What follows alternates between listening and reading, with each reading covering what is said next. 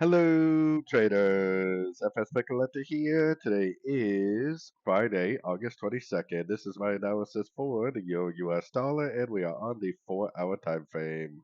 So, like I said yesterday, if we get a break of structure to the upside at a Fibonacci retracement level, then I would go back to looking for longs because the weekly time frame is definitely still in an uptrend. But we do not have that break of structure, and the trend, as always, is your friend. Notice the lower high, lower high, lower high, lower high, lower high. Definitely no break in this lower low, lower high series at a Fibonacci level, telling us to look for longs on sort of time frames.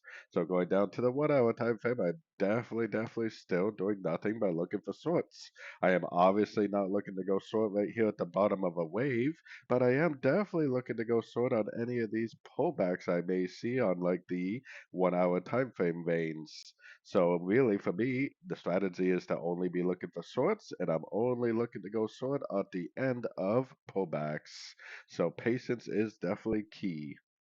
So anyways, don't forget to check out my website linked over here in the corner. And as always, thank you for watching and happy trading.